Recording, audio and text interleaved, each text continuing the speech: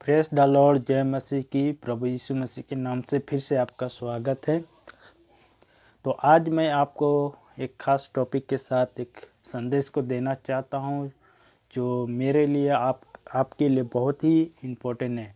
तो आज का हम वचन को हम देखेंगे और पढ़ेंगे पुराना नियम जो यहोशू का किताब 8 अध्याय का पहला वचन में।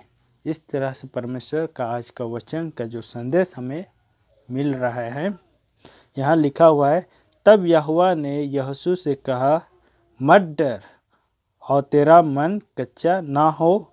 कमर बांध कर सब योद्धाओं को साथ ले और ए पर चढ़ाई कर सुन।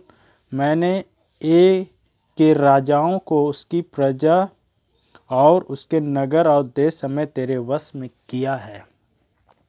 यहाँ पर देखते हैं कि परमेश्वर यहोशू से कह रहा है कि मत डर। आज का मेरा टॉपिक है मत डर, क्योंकि कई बार हम अपने जीवन से डरे हुए हैं। आज इस लॉकडाउन में कई लोग क्या है डरे हुए हैं, इस महामारी से डरे हुए हैं। तो आज लोगों के जीवन से भयभीत है, लेकिन आज परमेश्वर का वचन कह रहा है, आपसे कह रहा है परमेश्वर कि मत डर, मैं तेरे संग हूँ।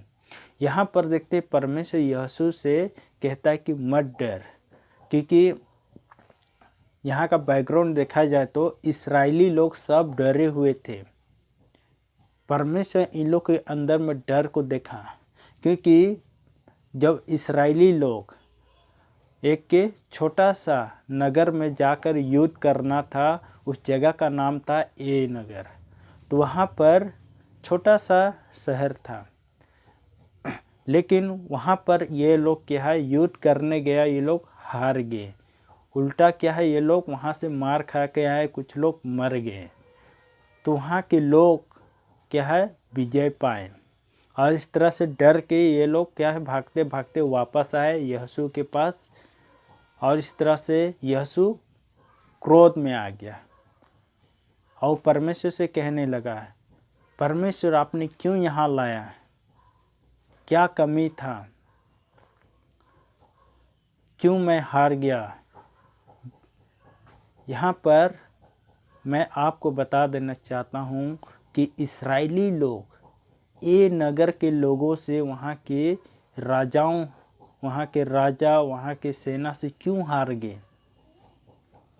जबकि उससे पहले देखा जाए तो ए नगर से पहले यरीहो शहर पन्ना बहुत ही बड़ा था। वहाँ के लोग सोल्जर बहुत ताकतवर था, लेकिन वहाँ पर वो इस्राएली लोग जीत लिया, वहाँ कब्जा जमाया, वो लोग को हराया। लेकिन अब एक छोटा सा नगर है, इसको क्यों नहीं हरा पाया? कारण क्या है पता है क्यों इस्राएल लोग हारे?